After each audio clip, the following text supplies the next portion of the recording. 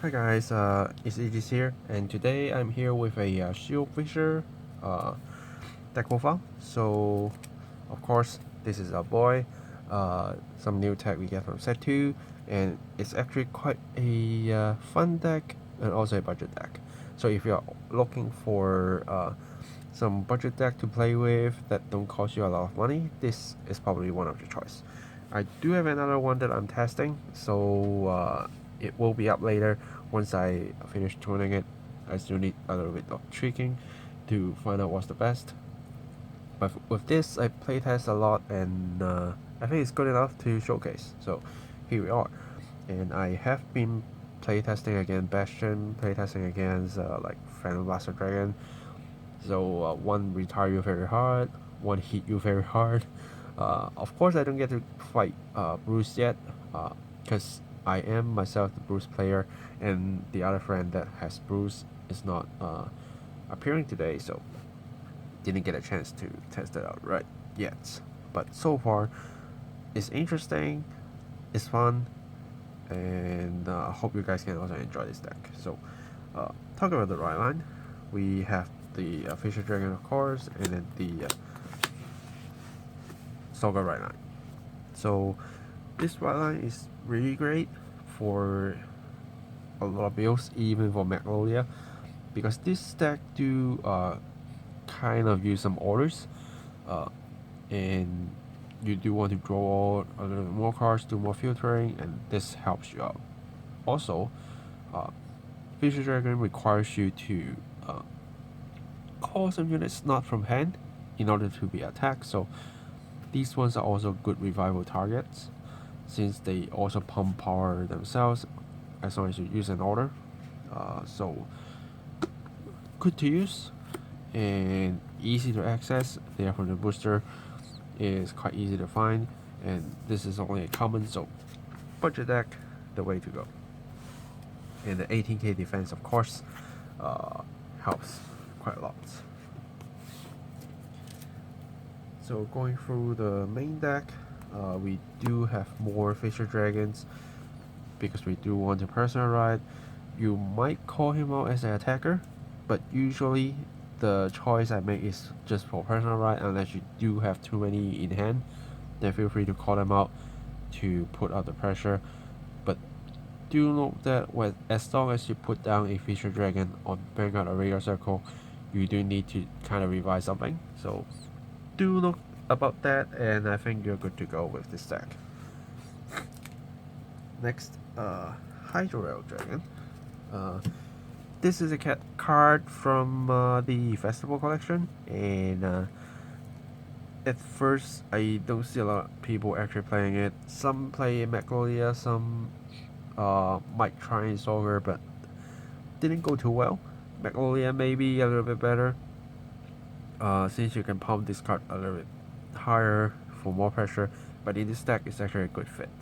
Because this card, as long as this card attack hits the Vanguard, you can retire this unit as a Vanguard, then pick out a grade 3 unit card from a drop zone, add to your hand. So as long as you Soul Blast the Fisher Dragon after you press it right, you can use Hydro Dragon trying to hit and then pick them up back.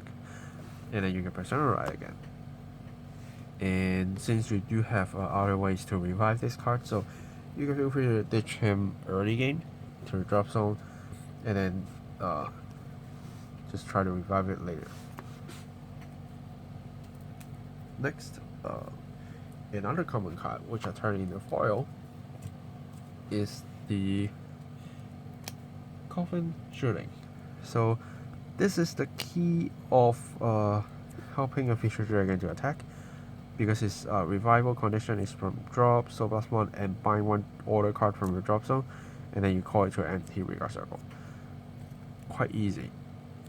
And since you will personal ride, as long as you did that, you can Soul Blast that Fisher Dragon from your soul to your drop, and then you can use this to pick it up. What you need is only an order. And as long as you take care of your souls, take care of your orders, you basically can just revive this card every single turn and make sure your Fisher Dragon can attack. This is quite key because it only costs you Soul Blast in an order, that you're using, you won't be using it for Alchemy Magic anyway, so they will just stay in drop, and feel free to find them out. Next, Elenia for revival, so that you can activate Fisher Dragon, let it attack, do early rush. You can only call grade 2 or lower with this card, even though you still get the 5k plus, meaning you can't call these two, but it's still good, making 23k columns, maybe 25, or even just reborn a HASATA Dragon as long as you're putting in order to be a 15k attacker. Still great, and easy to activate your Fisher Dragon, so using free. Then for PGs are PGs. Using the booster one probably a little bit more expensive if you compare the starter one, but it's the rare, so yeah, we just try to use a better one that you can just ditch it out when you have one hand or less, to just simply don't need to discard another card to PG. And then Fairy of the Belighted Love, help you pick up orders because you do bind them with your coffee shooting, so you do want to try to pick them back up so that you can reuse them again and bind them again. Basically just a cycle. Also with these two, there's one thing that you need to note, that this card only says you need to bind order cards. This one only says you can pick up orders from the bind zone. So that means not only normal orders, but Blitz orders also work. So you can use your Blitz order on a defensive turn and then bind it and try to pick up that defensive order and use it again. So not only turning your normal order good, but also letting you to reuse some of this order so you can actually open to a lot of choices. Now, next is the triggers. The lineup I go is probably the most simplest one. So it's the Stoicheia over trigger, 4 crits, 4 of the set 2 fronts, 3 draws, and 4 heals. The reason I'm going for that is since it's a budget build and I do want to let people easily get into the game, so trying to pick something that is quite easy to access.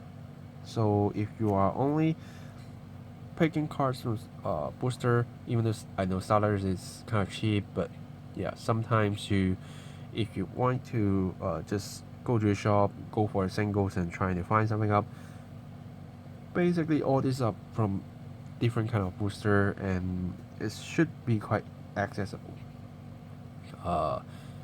And if you want to change the triggers to some starter triggers, feel free to buy them. So yeah, so this is the basic lineup and they are cool. Crits are crits, damage pressure, front, since you have 18k body, as long as you attack for 18 or maybe 28 and your opponent is trying to go for 2 pass, then as long as you open a front first, then that's probably going to change their calculation, because if you got a trigger next time, you hit, and they still need to take 2 more attacks there with 10k shield. So if you do want to switch your draws for more fronts, feel free to do that. But this deck actually running out of resources quite fast, so sometimes a little bit draws helps. But again, if you really don't like draws, some people don't like it at all, you can go for more fronts, you can go for more crits, but 4 crits I think is enough. So if you are going to change draw triggers into something, I probably suggest you to go for fronts. And since the new front is a 20k shield, as long as your opponent is real high, make sure you have 4 of the new front first. And these are just commons and rares, so if you are looking for like expensive cards, it's probably Elenia, PG overtrigger, this is probably not going to cost you a lot. So, and the rest are just commons and rares. Yeah, so quite easy to build.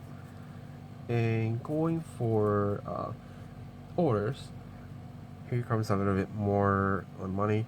But first, let's talk about something that don't cost you a lot. Shielded Path. I finally find use of this order in the deck, which is this one, since you don't actually spam counterblast that much.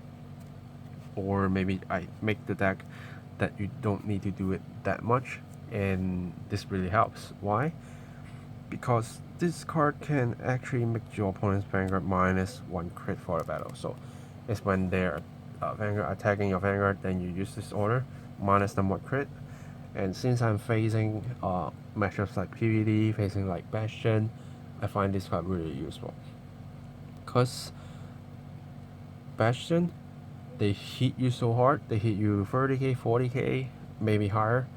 And then you put this card and say, now you're not hitting me yet.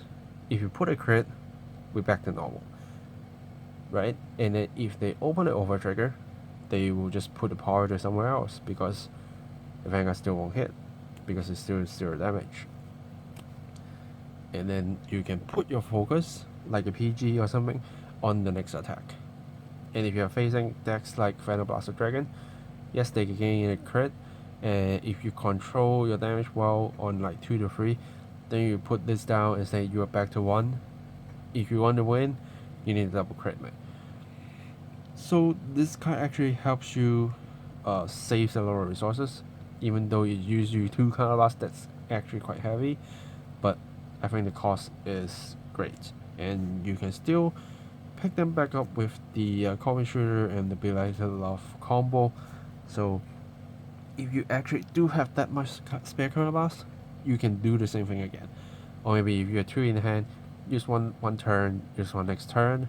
Maybe that actually helps you survive a lot, because this 18k body already helps you save some guardian resources.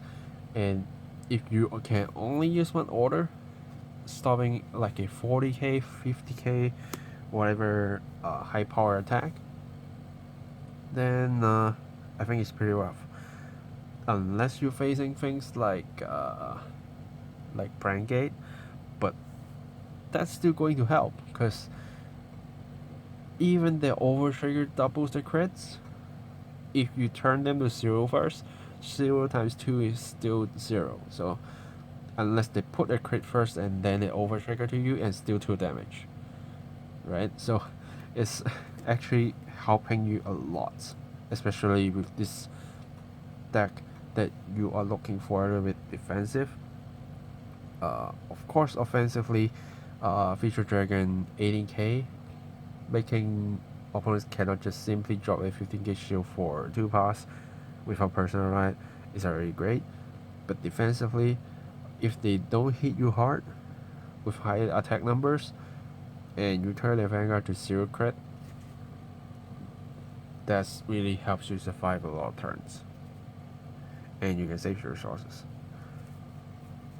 So I probably can express more on the Shielded Path, how good it is in this deck. Of course, it's not fitting for every single deck, but I really love this card in this deck. And then 2 of the Tier 4 Malice, because you do use a lot of soul calls, you do use some counterblast, especially you use Shielded Path. You do want to recover, kind of rely on heal. So here we are with 2, and you can simply kill off your Coffin Shooting with this card and then reborn it after. So I don't see you actually wasting a lot of resources there, but only 2 because you don't need to use that a lot. And again, you can still pick up your orders back if you plan it well. So 2 is just fine.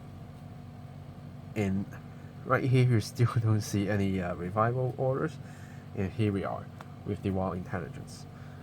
The reason I'm picking it is because I'm using a lot of souls for Coffin Shooting. That's why I'm not using the Spiritual Body Condensation. It's a good card, but it uses soul. And I want it to be easy to reborn some stuff and build up multiple cards on the field. Because if I'm using spiritual body condensation and also using the copy shooting, you're using 2 soul blasts, and that's quite heavy in overdressed era or D era. So I am focusing on using counterblast, since I can use this or use Alenia instead, and this can bring me back a grade 3, even though I need to ditch something. And this also helps me to ditch orders, so I can revive with copy shooting. That's why I'm using this order instead. And 4, so that I can maximize it. I can use it for early rush. This is grade 0 order. I can use it on a grade 3 turn, so that I can bring some good attackers whenever I want. So I love this card in this deck. Also in Magnolia, of course, Magnolia bring back 2. This build only bring back 1. But as long as you bring something back, your Fisher Dragon will do the job for you. And then defend with Pseudopath, also with the 18 body. I think you're all good. Yeah, so that's basically the list, and there's nothing much I need to say about this deck on like how you plan your attacks and stuff, because your booster will be the Fairy of the Electric Love, of course, and then you will just try to bring back at least one of the copy shooting, and then place a Hydro Dragon on the other side, and then put whatever booster you want to, even the Ranger Chain. You can even revive your Hush Dragon, as long as you meet the magic number. And your Vanguard, you might not need to put any booster, but if you want to, feel free to put a Ranger Chain, or feel free to put another Fairy of Belighted Love to increase the attack pressure on hit pressure. So opponents need to drop more cards to guard. They need to think more on what they want to give you as on hit, because pick up an order, pick up a grade 3 can actually help you turn the table around quite fast. Because as long as you do have personal right, it's basically a front trigger. Even the trigger matters, and they don't want to let you pick that up. But if they decided to let you pick up the orders, maybe they have a hard time attacking you. So make them struggle. Using a budget deck, I think it's quite fun. Yeah. And I have a lot of fun with this deck today. Against like those high beaters, of course I can't win every single game. But I do win some games, I do lose some games. The pressure from Bastion is still quite scary, the power is quite scary, and I don't always have a Pseudopath in my hand, but it becomes useful, and you'll see it later. Which I, of course, will post up some fight videos on this deck. The other one, the other budget options, I'm still trying to test it out, but once I get them done, you'll be able to see it. Yeah, so stay tuned for all that, and as always, feel free to comment, let me know your thoughts on this kind of decks. I think it's quite fun as a budget deck, and it's quite easy to get. Do you love this kind of idea? Like budget decks, so you can try a nation with a low cost, and for me, I'm happy because with set 2, not only Magnolia and Solar, we do have 2 more builds. This is one, and the other dragon is another one. So as a Stoicheia player, you have 4 decks to just switch around to playtest, to play with different decks. You won't get bored. You won't get bored at all. Yeah. So thanks guys for watching, and I will see you guys in the next video. Signing off.